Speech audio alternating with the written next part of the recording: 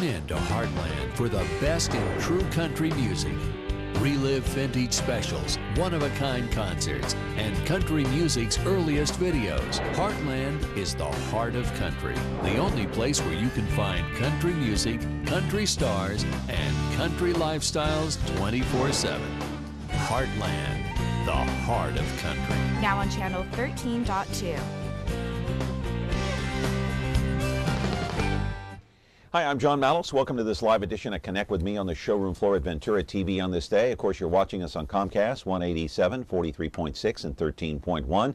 Today, it's kind of a hodgepodge. We're going to have Armen Bacon in the house talking about family stories and passing those stories down to your children and grandchildren. And we'd like to hear from you. Any family stories you want to pass along. Second half of the program, Doug Vagan will be here, 436 MeTV, option 11.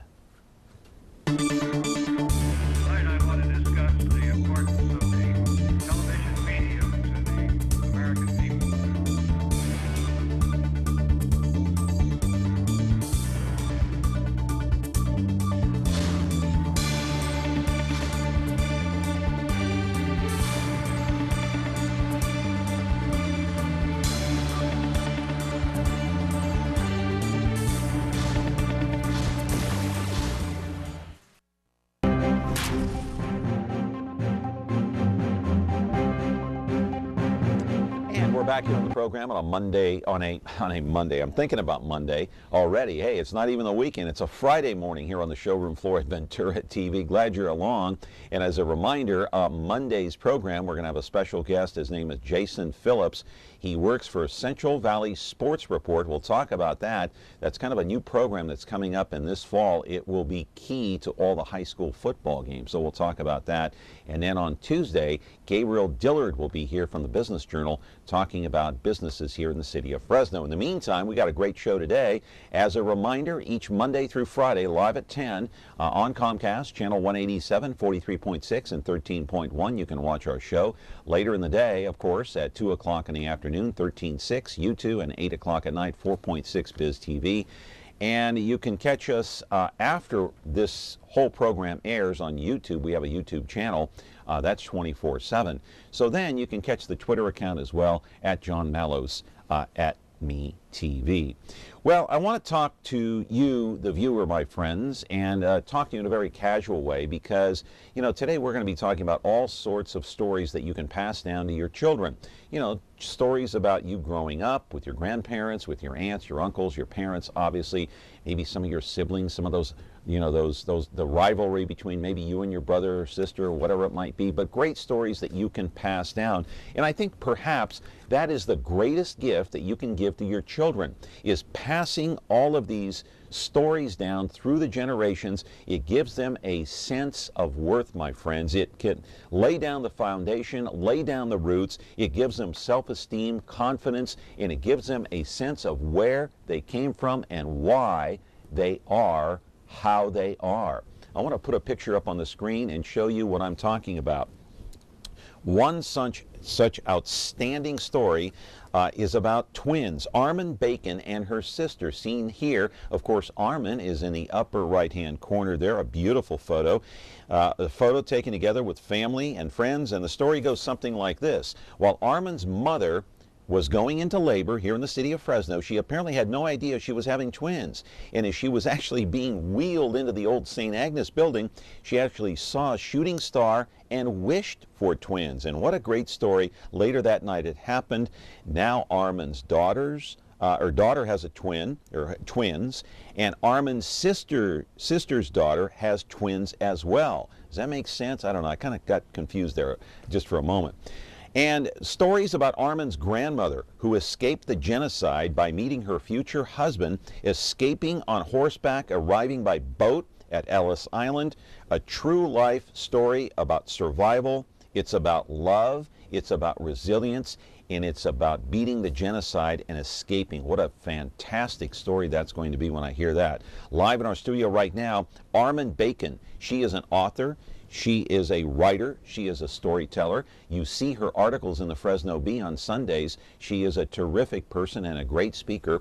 We are here to talk about her stories and some of her family stories that have been passed down through the generations. And we'd like to hear from you too, my friends. And I have a ton of stories to tell my kids. I can tell some of them to you, but you know, my kids are at the age now where when I try to tell them a story, it kind of goes in one ear and out the other, and they're kind of halfway paying attention. I think I want to try to give them the sense of foundation by putting it on paper. That way, at some point, they can read about it. Anyway, 436-ME-TV, option 11. Second half of the program, Doug Vagan will be here to talk about water waste management. Back in just a moment. Hello, I'm John Walsh. We need your help to capture this fugitive. Julio Cesar Guevara Mejia is wanted by the FBI in Sacramento for the attempted murder of a 19-year-old female in November of 2007. Police say he lured the young woman to a hotel room where he shot her 3 times in the chest. He could be in Palm Springs, California or Houston, Texas. Contact the FBI at 1-800-CALL-FBI if you have any information.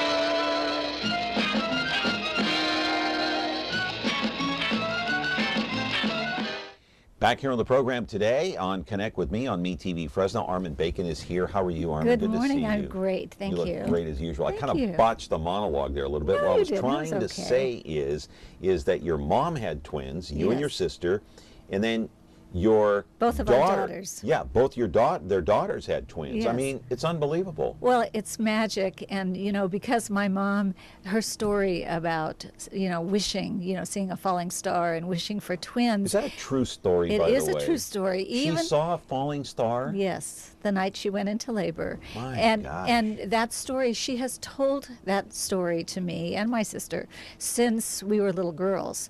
And it's one of those that there's a lot of magic in it, there's stardust in it, there's just a sense of whimsy.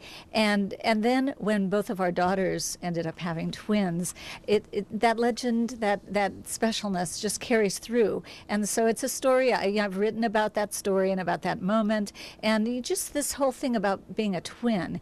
And it makes us feel very special. And I think people don't realize those little stories, they develop a life of their own, and we all have them. I mean, the twin story is simply one, but we all have hundreds of stories about growing up, about being in our backyards, or the neighbors, our friends, and it's really important to share those with our children and grandchildren. I've got a couple of stories, but they're kind of crazy, but things that I did when I was a kid growing up, all just kind of crazy. I could pass that down to my kids. But, I kind of touched on it on the monologue. It kind of lays the foundation and gives your children a sense of what stability, maybe a sense of history in their family. And it also shares with them not only our struggles, the struggles that we went through, but our victories, our instinct for survival. I think it's really important to share not just the great stories, but the stories that show that, the struggles and the problems and how a family overcomes them. And so we share the good times and the bad times. And it's important to document those, because there's always a lesson behind those stories of hard work, of families coming together, of embracing change. I mean, sometimes I remember a time when I was a child, we were almost going to have to move to Los Angeles, and my sister and I were heartbroken. You were living. We were living in Fresno. And who was thinking about moving? My Your father parents? had a job opportunity, Oh. and we were heartbroken because we were so rooted to this community. Yeah. And in the end, we ended up not moving. And every time I think about the sacrifice my father made for a betterment of his profession, but he changed his mind at the very last minute. And my mom, most people probably don't think I even remember that memory, but it's very poignant in my mind How still. old were you, though? We were maybe in middle school, you know, sixth grades, at that time when your friends mean everything to you. Right. And so it's important to document those stories and remember them, because I think they say something about, you know, decisions are made for lots of reasons. And even though my father wanted to move, and it was a chance for him to improve our family life and maybe make a little more money, at the end of the day, he changed his mind and we stayed in Fresno. Well, let me ask you a question, because you have a strong feeling about this, passing down stories. Because you're a writer and you're an author, and you're a terrific writer, by the way. I did read your book right here. My name is Armen. Great book. It was tough for me to get through your first book, though, I have to admit. Well, it's tough to finish. I didn't finish the first book. But I think that's also that also shares something really important about the value of sharing not only the real happy times, but documenting and sharing the sad times too. Yeah, I want to ask you that question, but I think, do we have a call? Call's coming in? Okay. Good morning, caller. Are you there? Okay, you can call back, no problem. But I wanted to ask you, you feel so strongly about the value of these stories. Okay, I mean, growing up, I'll just tell you a quick story. I mean, I was so much into baseball. Yes. I loved Willie Mays, I loved Willie McCovey, and I loved Mickey Mantle. Those were my 3 all-time favorite players in baseball. I slept with my baseball glove. I wanted to play baseball every day. I was out with my friends.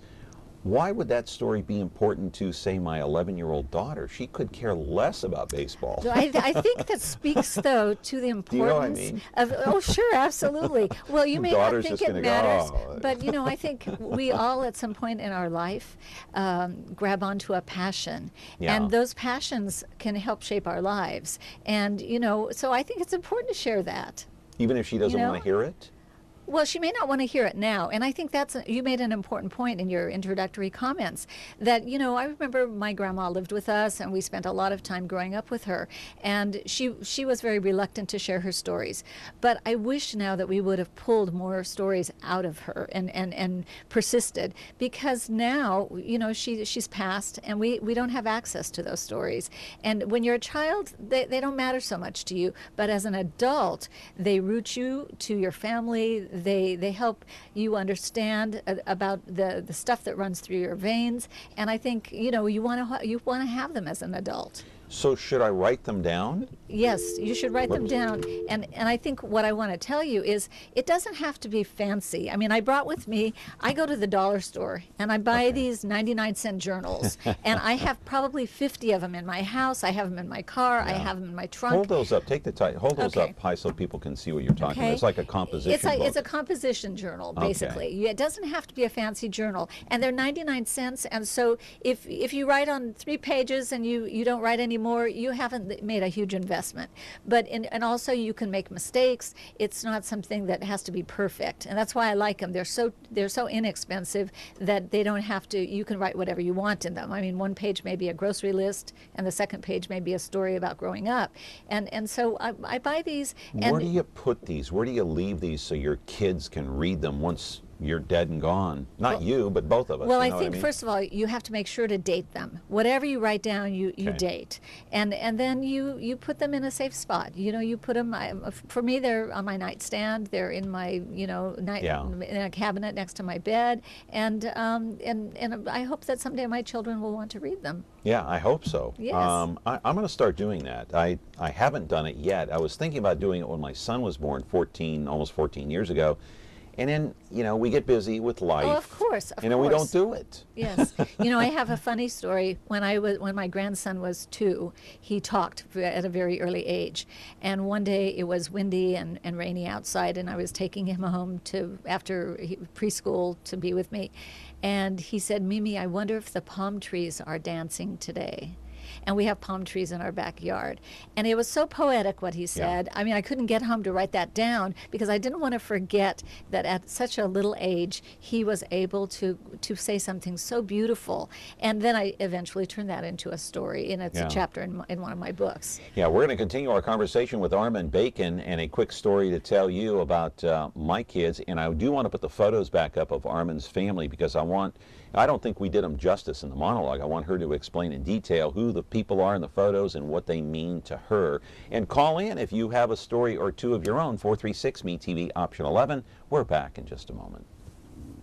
When you like Ventura TV Appliance on Facebook, it's nice. But when you love the Whirlpool appliances we deliver, it's even better. Our website is cool, and it's a good place to start. But you really should touch the merchandise before you buy. Touch the new Whirlpool Ice Collection. It offers a modern style made to create an inspiring kitchen experience. Save big on this Whirlpool Black Ice or White Ice kitchen. Come into Ventura TV Appliance and touch the merchandise today. Back here with Armen Bacon on this Friday morning on Connect With Me, and if we could, we can put up those photos once again. Let's put the first one up of your sister and you can explain in the photo, okay, I know who you are. Okay, now. Well, a lot of people wouldn't necessarily know because we're identical twins, but I am the one on the right, so that was good. You knew that. Your sister's name is Alice. Alice. Yes. Okay, you do look alike. And explain who the other people are. My mom, of course, is the beautiful woman in the middle, and she's holding the newest set of twins in our family, which belong to my twin sister Alice's daughter Lauren, and that's Lennox and Isla, and they're about 9 months old. Wow. And then above them, the boy and the girl, are my daughter Danielle's twins, Dennis and Sosie, and they're 4 years old. And again, just, you know, my father was a twin.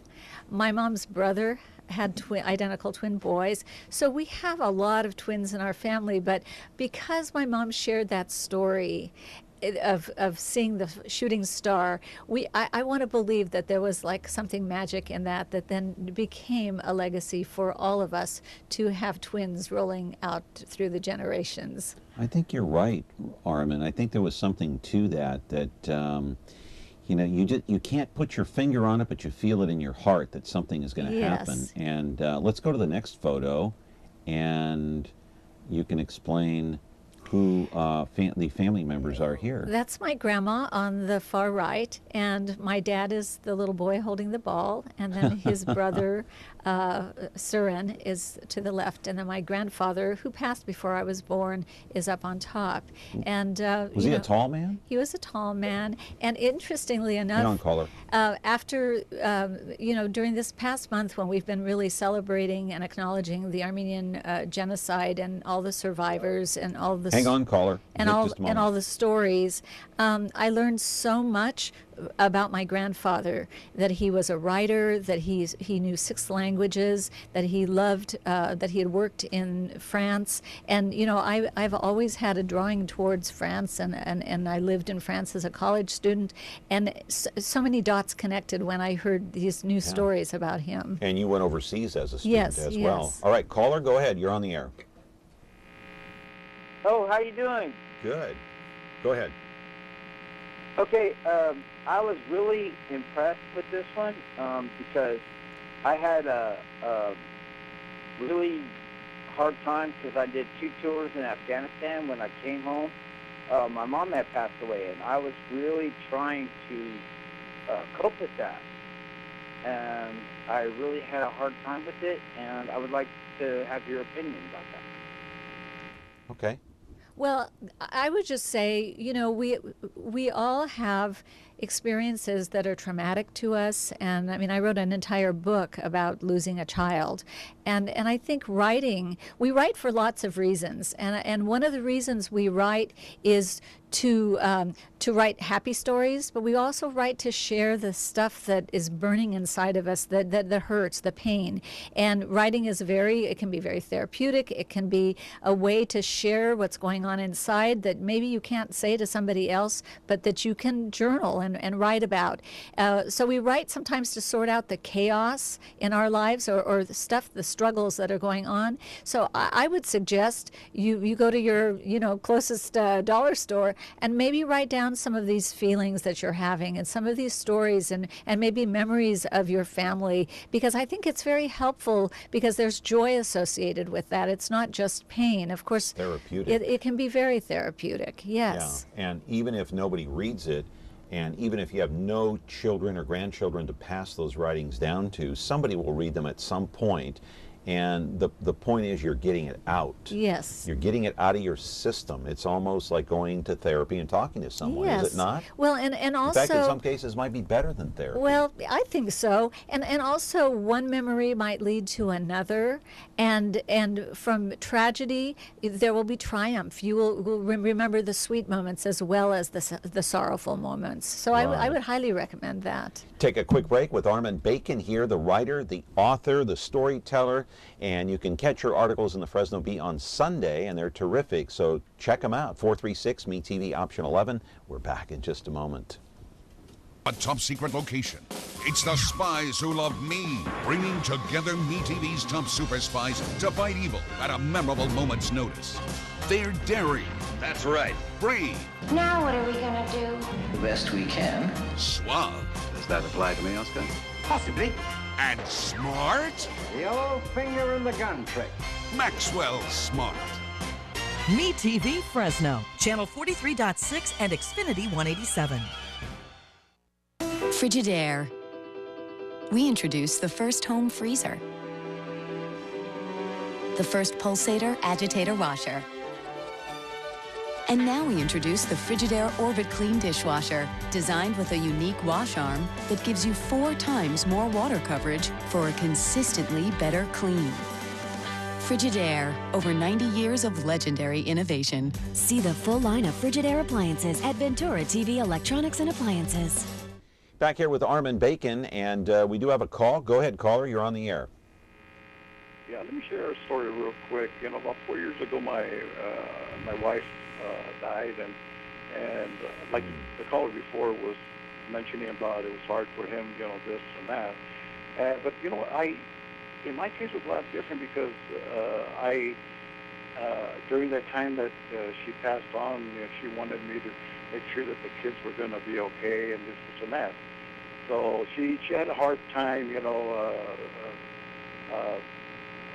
kind of dying in peace. She was on dialysis, and she just had some complications. Well, anyway,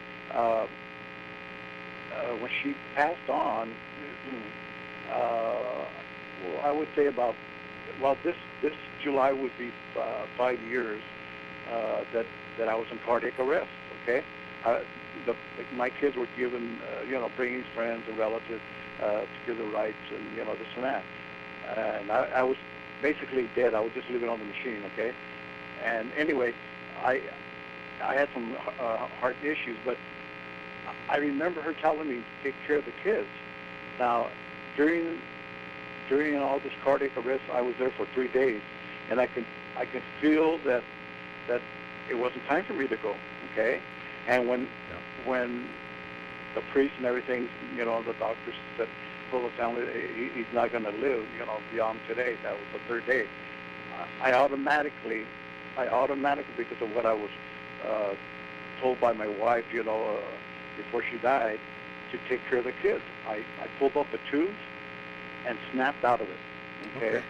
And, all right. And thanks, caller. That's a beautiful story, and that's worth writing down. And it sounds like maybe you've already shared that with your children, but that's a beautiful story. And again, it speaks to this special bond that you had with you and your wife, and the resilience of the human spirit to maybe defy modern medicine, what everybody might have suggested was going to happen to you, and that's a story worth writing about. Now, you know, here's something that almost brought me to tears when I was in the car with my daughter recently. She started talking about, because I was taking her to physical therapy, and she was talking about the time when she was 2 years old, and most people know she was in the hospital for 4 months, and she almost died from E. coli bacteria.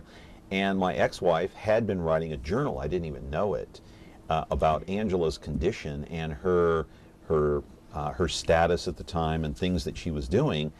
And Angela told me, she says, I found this little journal on my mom's nightstand, and she goes, I started reading it. It was about me when I was in the hospital. I was like 2 years, and she recited verbatim what it was in the journal.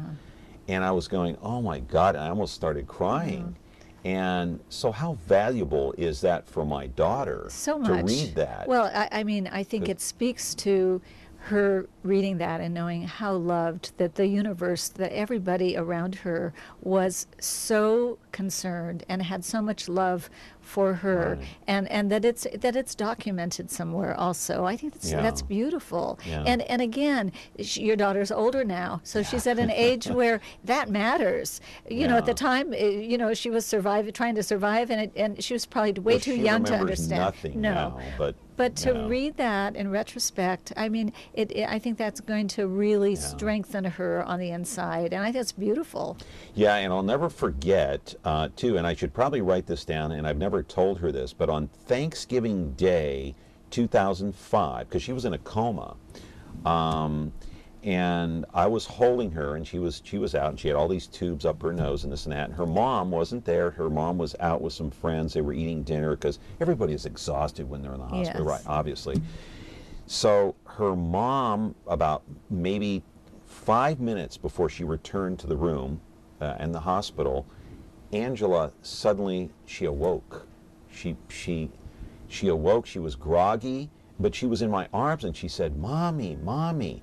And then I saw my ex-wife, and I said, you know, I was waving her in to hurry up and come in, because she's awake, she's calling you. Oh my gosh, how beautiful. So I mean, the story goes on from there, and so I should probably share that with her. Oh, I don't know what it would mean to her, but... Well, I think you should share it with her. I think that's wonderful. You know, I think I would imagine that there might be listeners, viewers who are saying, okay, how do I get started? What do I write about? Or what do I get down on paper? What matters? That's a great question. How do you get started? And where do you start with your thought process? Well, one of the best exercises, I think, is something that in a writing class I took years ago, a professor suggested, and I think it's a great place for anybody to start, is to get a piece of paper and make a map of the house you grew up in, and then walk through that house. Start from the outside, walk into the front room or the apartment you grew up in or wherever you grew up. Walk through the house and stop for a few minutes in each room, and then pay attention to the memories that come into your mind.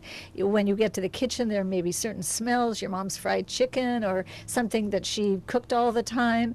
For me, when I go into my backyard, when I do this exercise, I always see our lawn chairs, a little wading pool, and watermelon, because we used to always, in the hot summers of Fresno, we always used to be in our wading pool, and my mom used to slice this watermelon. We used to eat it and drip it all over ourselves, and I get that vision. Not too far from here, our studio. No, it's just you know, I could walk from here to the house I grew up in, and seeing the Ferris wheel at the Fresno Fair, always from our yard, those kinds of memories. So I would say, if you're interested in doing this, if you're a viewer, that's a great place to start, because the important memories, the special memories will come to the surface for sure. Did you draw that out on paper? And I'm not an artist, so you just make the layout of your house. Yes, you know, just, you know, with squares, you know, so the front door and, you know, the front room, the bedrooms, the backyard, and then you just go and spend a little time in each of those spots.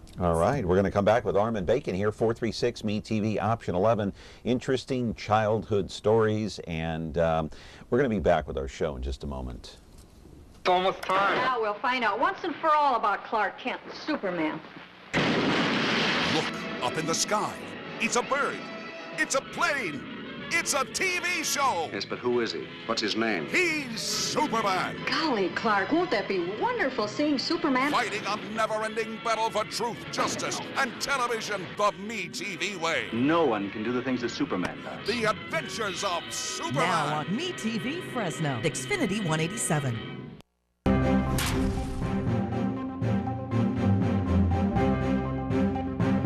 Back here with Armen Bacon on this Friday morning. Don't you wish it was Monday? You know, I said Monday in the beginning of the program. Obviously, it's Friday morning here on the showroom floor at Ventura TV.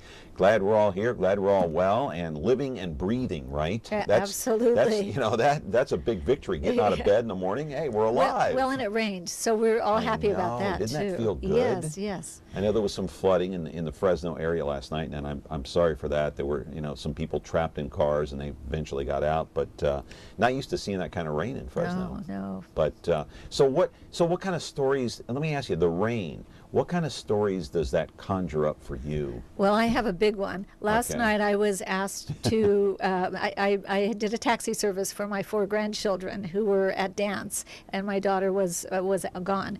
And as we drove through one of the flooded intersections at Champlain and Perrin, it was flooded, and the water was everywhere, and the cars in front of us were squirting water all over, and they were screaming with delight, and I was driving very carefully with my precious cargo in the car. I'm glad you're safe. Yes, I am too. But I remember that about 8 years ago, I was not in that area, but one of my colleagues from work, who I absolutely adore, was driving home, and her car hydroplaned right at that intersection. And instead of dialing 911, she called me, and because she was afraid she was going to drown, that the car, she had no control of the car at all. And so I had that memory from the rain when we drove through that intersection, and I was driving very, very carefully, and I shared that story with my grandchildren. And it was a lesson in being extremely careful in the rain. As much as we love to jump in it and splash in it and hear it pounding on our windshield, that it's also something that we have to be, Mother Nature can be harmful too. And so it was kind of a teachable moment for me to share with them an experience I had had. And thankfully my friend was okay and got rescued by the police, and they pulled her car off the side. But it was very scary, and I saw a lot of those cars hydroplaning last night and being out of control. Well, I want to ask you also, when you write, anybody can do this. Anybody can go and get a composition book and start writing. Yes. When you start writing, also, it's almost like confessing your soul. Yes. You're almost going to confession. You're bearing everything out there, out in the open for anyone to see, and everyone.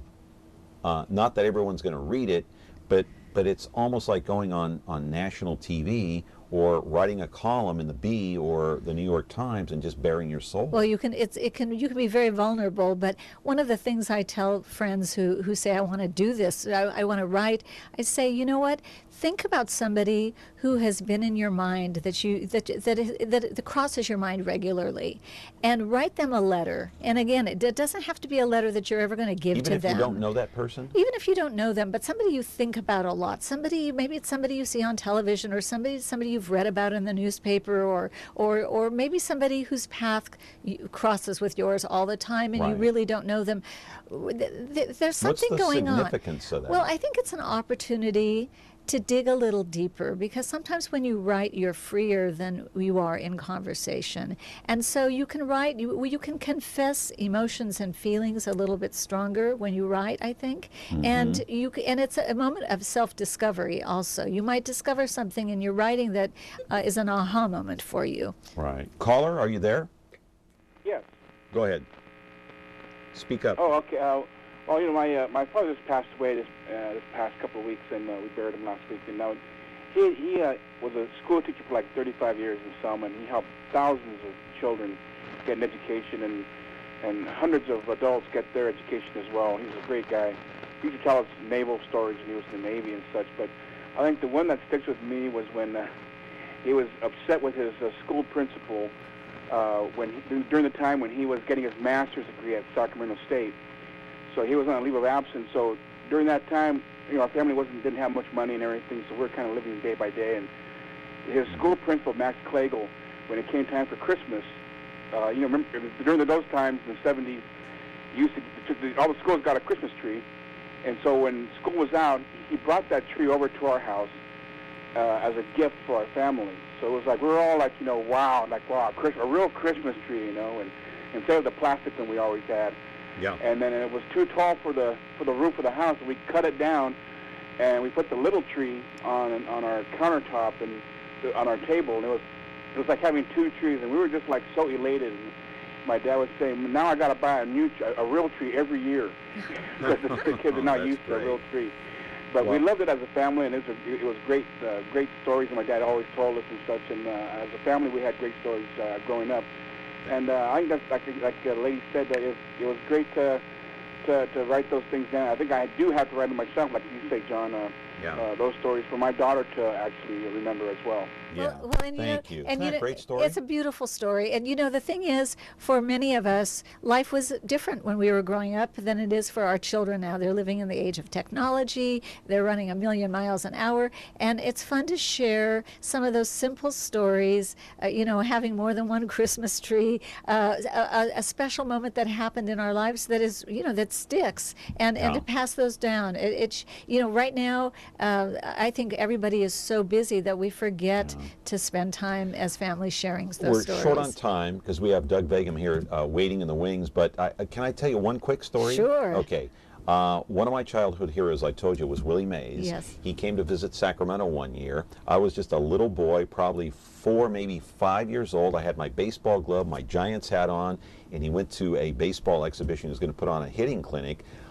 There was a stampede to go running toward Willie, and I got trampled on. Oh my gosh. Okay. Willie Mays, he was wearing his uniform that he played in. Okay, he separated the crowd, he looked at me on the ground, and he picked me up with one hand, and he exchanged hats with me. I almost fainted. I said, this is my childhood friend. He picked me up. So then he said, hey, give me my hat back. So he got his hat back, but I never got his autograph. And I had my Willie Mays glove, and oh my goodness, I couldn't, but that's a great story. That's a fantastic story. I mean, but I haven't talked to him since. Wow. I've seen him since, but I haven't talked to him. You'll never forget that moment, will you? I know, but my kids, are they going to care about that in this day and age? Well, you know what? I mean, I think if you share that story as a defining moment in your life, and they say that all of us have somewhere between 5 and 7 moments that make and shape who we are, that could be one of them. That's a great story. I didn't turn out to be a baseball player, but hey, tell us real quick though what the 100th anniversary of the genocide meant to you. Well, it meant so much, in large part because it honored so many of our grandparents who were lost. And my grandmother was and her husband were the only survivors, but she was the only survivor in her family. Her mom died of starvation and then got pneumonia when they were trying to flee Turkey. All her brothers all were killed. So especially how our community acknowledged the anniversary was huge. And the fascinating thing was, I wrote a newspaper column about it. We were all in our community discussing our roots and our families. So many people reached out to me to tell me stories about my grandmother that I did not know. Yeah. And I wrote a column about going to Turkey and bringing her back a Turkish coffee maker that she threw on the ground and spit on because she was so offended. And I was out at the cemetery visiting her grave, and a young man came to me and said that his grandparents, that my grandmother's house was the first house they had visited when they arrived from Ellis Island to California, and that they drank coffee with her. And so it was a beautiful story. What a great story. Full circle. And so it meant a lot. And I think for all of us, and I think that's why I'm here today, to say that, the Armenian genocide and the fact that we were able, many of us, to go back and learn more about our history and about our grandparents and the survivors and those who were lost, I think as a community, all of our stories matter. And so you're doing a great service to the community, and I appreciate your time very much. And I'll tell you one person I'd love to see you write about, at least give us some stories about, and I miss him a lot, and he's my friend and your friend. Yes. Pete Mijas, Dr. Pete Mijas. I wish you would write some stories about him. I will. I've written 2, and that's a great suggestion because I have a lot of good stories about him.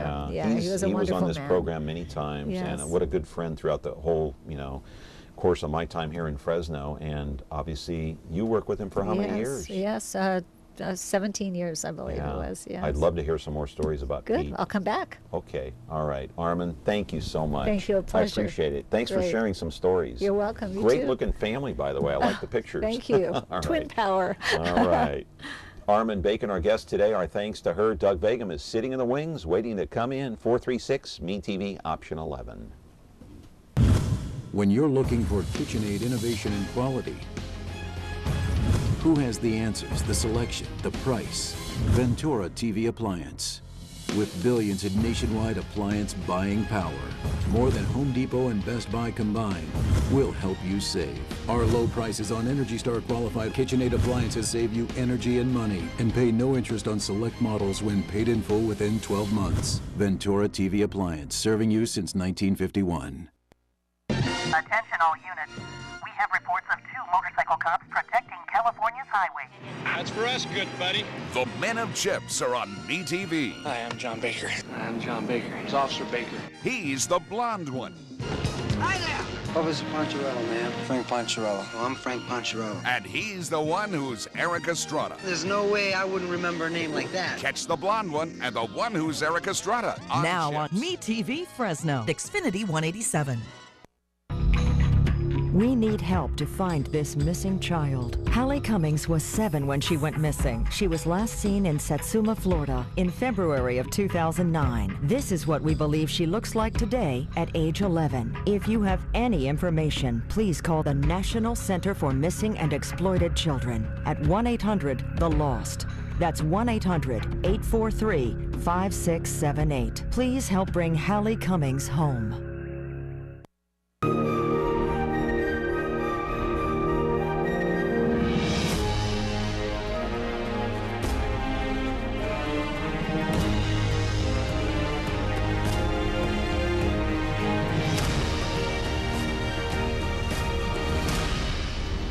You can find movies on over-the-air channel 13.3.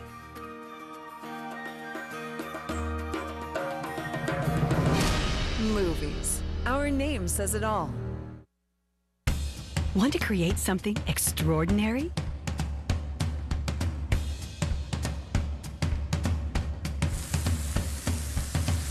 Create perfection. Our lifestyle appliances make it easy.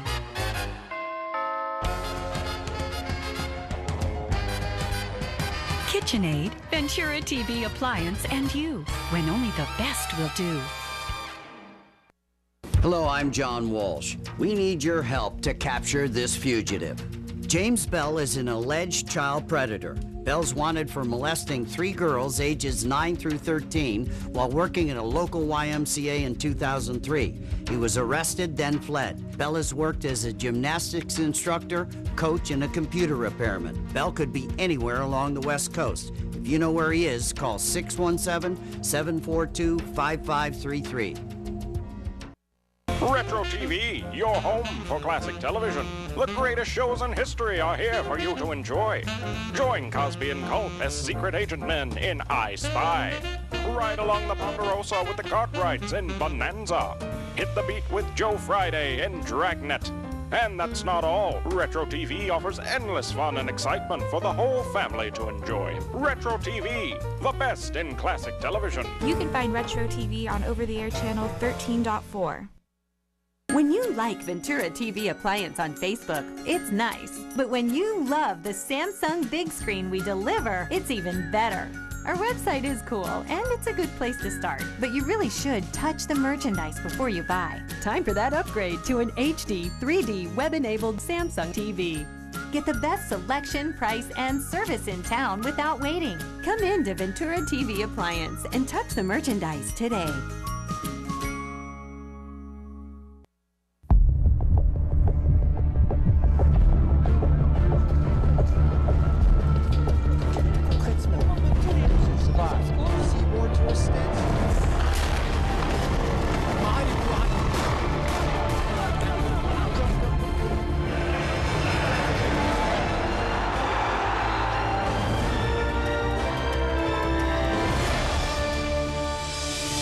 Euronews, most watched news channel in Europe. Back here in our show, Connect with Me. It is a Friday morning, not a Monday morning on the showroom floor at Ventura TV. Council member Steve Brandau was going to be here today. He had to cancel, so maybe he'll be on next week sometime. We'll see. He apologized. He just couldn't be here, but I'll tell you what, this guy has created quite a stir. I'm sure you saw the promos throughout the entire Ventura Broadcasting Network throughout the last 24 hours that Steve was going to be here. Unfortunately, he can't. But anyway, the billboard. Let's go to the billboard, my friends. This is the hot topic right now. There it is, and as you can see, it has the word dam and train all in the same bold red letters, making reference to the building of the Temperance Flat Dam and the train, or should I say high-speed rail. Brandau's message is water before high-speed rail. He believes that California is a greater need of water than it is a bullet train. With cost rising on that bullet train, so many lawsuits and trying to stop it along the way. There is so much opposition by certain politicians and lawyers. The project oftentimes seems staggered and stalled, but it's moving forward.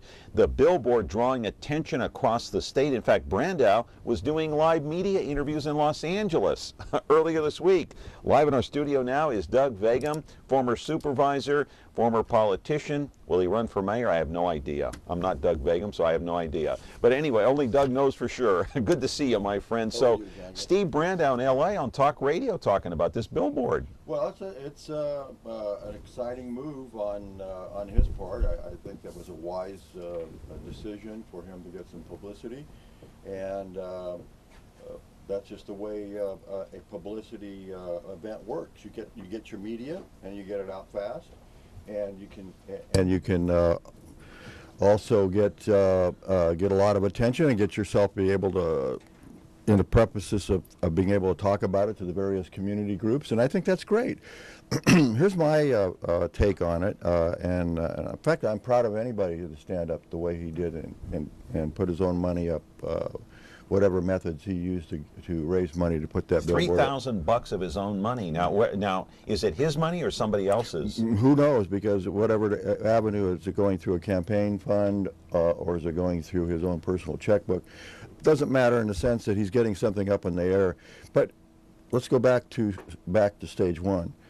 You know that the council, Mr. Brandau, and the other members who say they're against the high-speed train have never put a resolution in front of the city council saying that they are against the high-speed rail. Now, why don't they do that? Wouldn't that be a significant event, since they are a member of the governing body that has the wherewithal to put a resolution before their own body to say what the sign says? Why don't they put that resolution? Neither one is going to do any good. The bullet train's going forward. Okay, but how about making a statement of your political position, of the place where you are, where you got elected to actually carry the ball? He's making his position known individually. That's fine. How about doing it collectively and offering it up? What's wrong with that? Is it nothing? Is it a gamble you don't want to take? Is it a fear that you don't want to have someone say no? You're going to get 4 votes against you? Who cares? Just do it. Yeah. If you're going to be a bold politician, just do it. Yeah, I agree. Caller, go ahead. You're on the air. Yes, please. As I look at that billboard, it makes it seem as though there's the option of one or the other, water or the train. And I'm not an expert in either one, but I'm pretty sure they're both very, very important. And so there's money for both. It's an issue of priorities. And I think all politicians, local or national, should point out, in representing their local constituents, should point out that huge amounts of money are being wasted on wars in the Middle East. Brown University calculates $4 trillion on a war that one of the Bush brothers said he wouldn't have done if he had known there were no weapons of mass destruction. So these issues, dam or train, we could easily afford both if we didn't meddle in other countries' problems and waste huge quantities of money. Well, that's a whole different topic, but thank you. Well, yeah, and the caller's right in a sense that you get into wars that you shouldn't be getting into, but I want to remind everyone that we got into a war called World War II, and we weren't prepared. Yeah. And we have 450,000 Americans laying in cemeteries around the world. Thanks to that war. Thanks to that war. And the fact of it is, we were behind the 8 ball in equipment on Germany and Japan, and we had to catch up, and we lost a lot of people doing that. Yeah. And the fact America had learned its lesson: be prepared for war. Don't go to war, but be prepared for war. Yeah. And so, quickly, before I go to the other phone call, Doug, do you like the idea of the billboard or not? The billboard, look, anybody who wants to put political discussion in the face of the public that have not had an opportunity to see what Mr. Brandau is putting on the billboard, I'm all for it. But I'm saying take the next step. You were elected to an office. You have a place to put a resolution. Come out and say it. If you don't get 4 votes What does that tell you? Okay, they're not doing it. What does that tell you about the council? Well, it tells you that they probably favor the high-speed rail, which is fine. They're but afraid the of fact public it is, backlash? why don't you as an individual stand up and be counted and say, I want to offer it up to my own council? And let's just see what they say. At least you're... Are they afraid of the backlash? Which backlash? Well, if they come out against the train, are they afraid of some backlash? There is a 50-50 of whether or not the people want the train anymore. Now, the issue is, it's not the train. We have trains. Here, let's take another little twist to this thing. We just had an Amtrak train accident in which... in Philly/New York, in between there. And that's a very high used corridor, and it's very well maintained, and they still had an accident that killed 8 individuals, okay? Correct. Now, are we taking maintenance money in this high-speed rail and diverting it from Amtrak into putting it in the high-speed rail when we should be making sure that our Amtrak system is running? And I don't know. And if you want to get ridership on trains, let's get Amtrak moving at 125 miles an hour, which the people already spent $2 billion doing. Did you know that? Yeah. $2 billion we put in the ground to make that train go 125 miles an hour. But you know what you said as California? Never mind. Let's just go higher speed. Caller, we're short on time. Can you make it quick, please? I appreciate it. Yes. As you know, Hetch Hetchy is going. The federal government is talking about they're going to be tearing it down, and the city of San Francisco is going to have to be getting the water from someplace else. But many people have said that instead of tearing down Hetch Hetchy, why don't you divert that water and connect it to the Central Valley Project and use that water for irrigation as well? What are your thoughts on that? Well, I mean, we'd love to get Hetch Hetchy water, except there's 3 things happening. One, San Francisco's not going to let their mitts go off of that water, number one. And number 2 is you have the environmentalists who want to drain that system and bring back the Little Yosemite Valley. And 3, you have a considerable amount of cost diverting that water, which would be equal to, by the way, of building a temperance flat. Right. All right. Roll a videotape. George Hostetter, our friend, Fresno Bee, last Sunday, great article talking about the guilt-free water that you can get at no cost. It's at the water treatment plant over at Jensen and West. Now, you know, this is water that's recycled, not good for drinking. You can take it, go get it. If you have the containers, like a 5-gallon container or a bucket there like George Hostetter has, you can go get it for free, but they haven't set this up for the public yet. They're doing this over near the Bay Area. Is this a good idea, Doug, yes or no? Well, it's an idea that the city has been doing for years with Fresno Irrigation District. Right. Now, this water is not good for drinking, but you can use it to water your grass, your plants, your indoor plants, outdoor plants, whatever you want. Not for drinking. You can go get it for free. George is filling up right there. That's right. Good for George. I always love George. He goes out and does this kind of stuff, and it's excellent. Yeah. He should have called me, and I'd taken a couple of buckets with him. But what should the city be doing with this water if they're not giving it away for free? Well, currently they are pumping it into the Fresno Irrigation District canals and getting credit for river water upstream. Did you know that? 34,000 acre-feet approximately are being pumped out of this ground right there and other pumps and going into the canals on the west side going for irrigation, and FID is trading in 1 gallon for every 2 gallons that they pump. Is that a good thing or a bad thing? It's a good thing because we get fresh water out of the river system. 15,000 acre-feet are being added to our system. That leaves approximately about 70,000 acre-feet a year that they could be doing what George is doing, except why build that tertiary plant? Why don't they just put this water that George is carrying out in his truck right now, put it into the purple pipe and bypass that great big $500 million plant that they want to build? They don't need to build a plant. On the east side, you mean? On the west side. On the west side, okay. The purple plant that they talk about. Okay, $500 million, $400 billion, $1 million, what difference does it make? It's only pennies.